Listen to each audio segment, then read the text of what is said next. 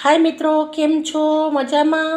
આજે આપણે તહેવાર આવી ગયા છે તો દૂધીનો હલવો બનાવીશું. એના માટે મેં એકદમ ઘરની તાજી તોડેલી દૂધી લઈ લીધી છે. દૂધીના અંદરના બીજ નથી લેવાના આપણે, અને ઉપરની છાલ ખોડી નાખવાની. તમને બતાવું મિત્રો, તમે જોઈ શકો છો હું આવી રીતના દૂધને સાફ કરી રહી છું. આપણે અંદરનો ભાગ નથી લેવાનો.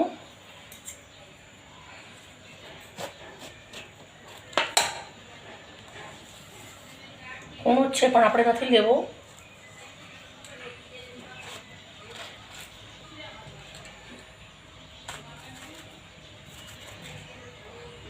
આવી રીતના જ ભાગ લેવાનો છે આપણે.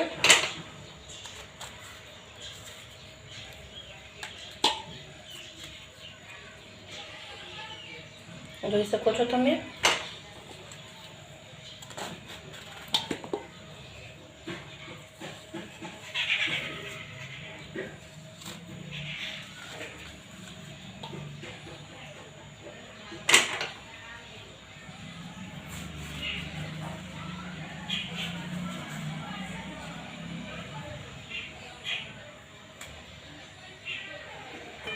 બધી આવી દૂધી કાઢી નાખવાની છે. કૂણી જ છે પણ તો બી કાઢી નાખવાની છે.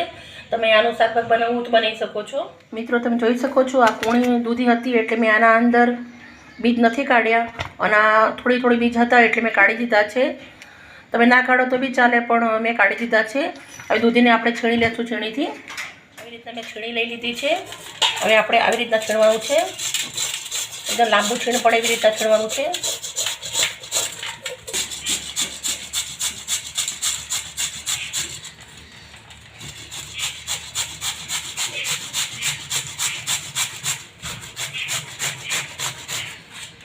આવી રીતનું છીણ કરી લેવાનું છે.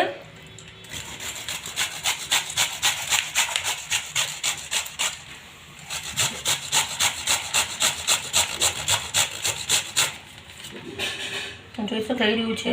બધું જ આપણે એવું કરી લેશું. મિત્રો, તમે જોઈ શકો છો આપણું છીણ બહુ સરસ મજાનું થઈ ગયું છે. આમ ઘણા લોકો આવી રીતે નીચવીને પાણી કાઢી લે છે, પણ હું એવી રીતે નહીં કાઢું. હું એમને મેં શેકીશ. આને બનાવવાની ચાલુ કરશું આપણે. મિત્રો, તમે જોઈ શકો છો આપણે ઘી ગરમ મૂકી દીધું છે. ઘી ગરમ થઈ રહ્યું છે. ઘી થોડું મેં વધારે ગરમ મૂક્યું છે. જોઈએ એનાથી તમારે જે છીણ હોય એના ઉપર ઘી લેવાનું. મારે 1 કિલો એટલી દૂધીનું છીણ છે એટલે મેં ઘી પણ 150 ગ્રામ એટલું લીધું છે. 150 ગ્રામથી થોડું ઉપર હશે એટલું 150 ગ્રામ એટલું ઘી લેવાનું છે આપણે. આશરે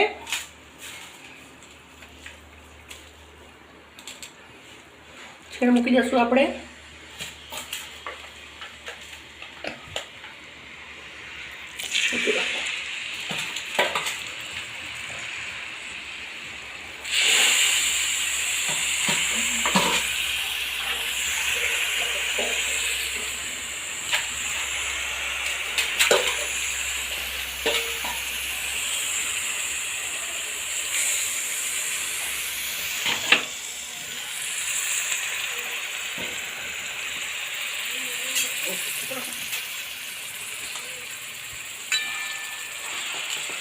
આપણે બધી જ દૂધી આ ઘીના અંદર શેકવાની છે. મેં દૂધીનું પાણી નથી કાઢ્યું અને શેકીએ છીએ આપણે, એટલે એનો રસ દૂધીનો અંદર રહેશે એટલે એક જ બહુ જ સરસ મજાનું આપણું ટેસ્ટ આવશે હલવાનું.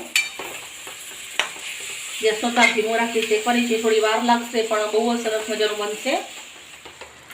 મિત્રો, તમે જોઈ શકો છો એ રહી છે આપણે ઘીના અંદર સરસ મજાની દૂધી શેકાઈ રહી છે. દૂધીનો રસ પણ છે, પણ દૂધીનો રસ બળશે એટલે બહુ જ સરસ મજાનું ઘી છૂટી જશે.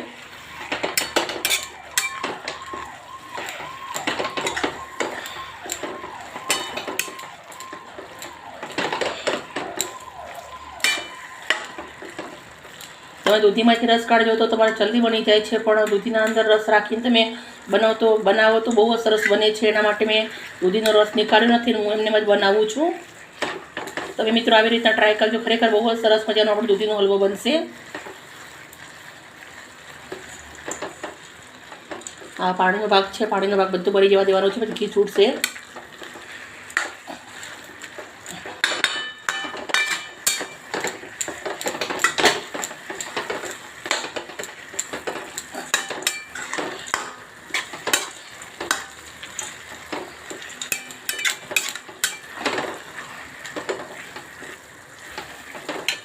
જોઈ શકો છો મેં બદામ કાજુ આવી રીતના કતરણ કરીને લઈ લીધી છે મોટી મોટી, ને ખાંડ લીધી છે, અને મિલ્ક પાવડર લીધો છે, અને 1 ગ્લાસ દૂધ લીધું છે, 200 ગ્રામ ખાંડ, 200 ગ્રામ મિલ્ક પાવડર લીધો છે, 1 કિલો આપણે દૂધી છે.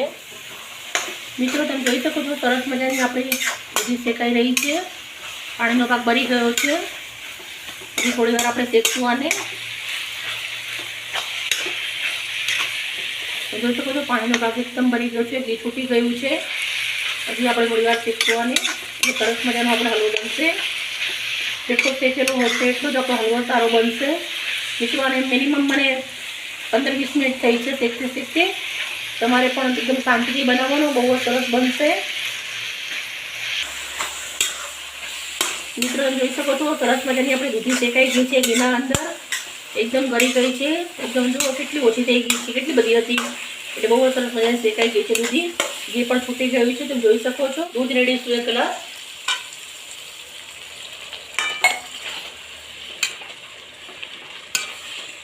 મિત્રો મિલ્ક પાવડર નાખવાનો છે એટલે મેં 1 ગ્લાસ દૂધ રેડ્યું છે, વધારે નથી રેડ્યું દૂધ. અને હું ફૂડ કલર નાખું છું થોડો એવો, અડધી ચમચી જેવો ફૂડ કલર નાખું છું, જેથી કરીને આપણો દૂધીનો કલર સરસ આવે છે.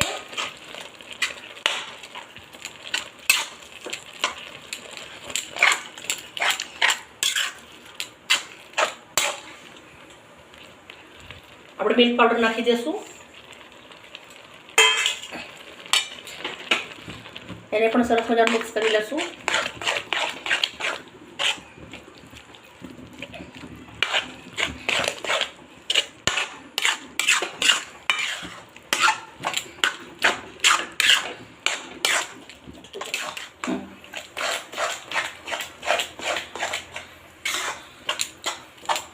મિલ્ક પાવડર નાખ્યા પછી સરસ મજાનું અને હલાવી લેવાનું, જેથી કરીને અંદર કાંટો ના પડી જાય. તમે માવો પણ નાખી શકો છો, એટલું દૂધ પણ નાખી શકો છો, પણ મિલ્ક પાવડરથી સ્વાદ બહુ જ સરસ આવે છે, એટલે મેં મિલ્ક પાવડરનો ઉપયોગ કર્યો છે. આપણે ખાંડ નાખી દઈશું. ખાંડ તમારા ઘરે જેટલી વપરાય એટલી નાખવાની, ઓછી ખાતા હોય તો ઓછી નાખવાની.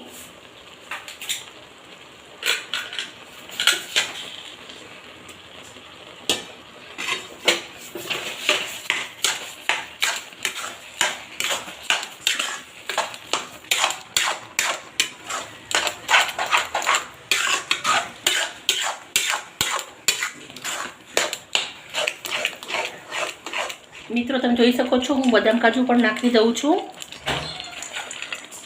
એ પણ સરસ મજાના થઈ જશે અંદર. થોડા આપણે ગાર્નિશિંગ માટે રાખીશું.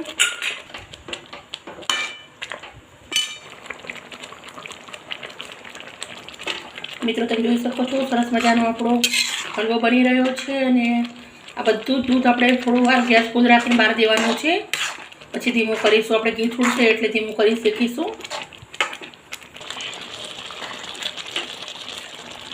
મિત્રો તમે જોઈ શકો છો બહુ જ સરસ મજાનો આપણો હલવાનો કલર પણ આવી ગયો છે, અને બહુ જ સરસ મજાનો આપણો હલવો તૈયાર થઈ ગયો છે. એકદમ ઘી છૂટી જાય ત્યાર સુધી આપણે આને હલાવવાનો છે. દૂધી બી તમે જોઈ શકો બહુ જ સરસ મજાની શેકાઈ ગઈ છે, એકદમ બહુ જ મસ્ત થઈ ગઈ છે.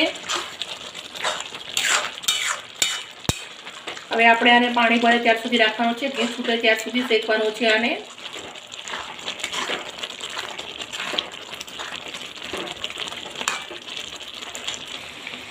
મિત્રો તમે જોઈ શકો છો સરસ મજાનું પાણી ભરી ગયું છે, ઘી છૂટવા માંડ્યું છે આપણે હલવાનું.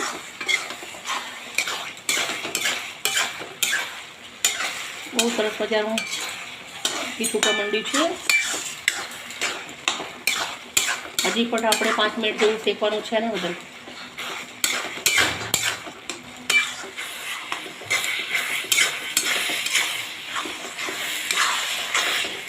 મિત્રો તમે જોઈ શકો છો બહુ સરસ મજાનો આપણો હલવો થઈ ગયો છે.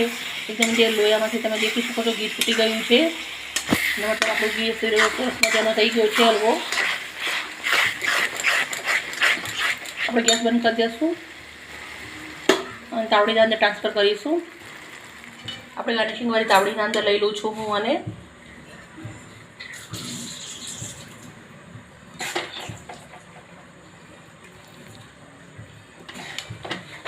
કેટલો સરસ મજાનો દેખાય છે મિત્રો, તમે જોઈ શકો છો. બહુ જ મસ્ત બન્યું છે. એમ સુગંધ પણ બહુ જ સરસ મજાની આવી રહી છે.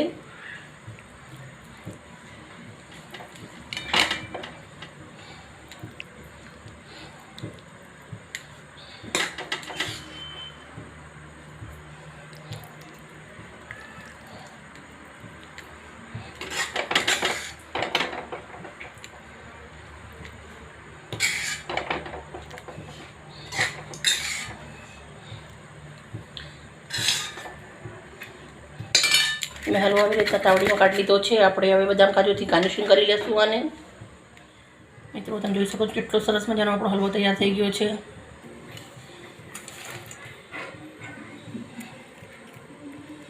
બદામ કાજુથી આપણે ગાર્નિશિંગ કરીશું.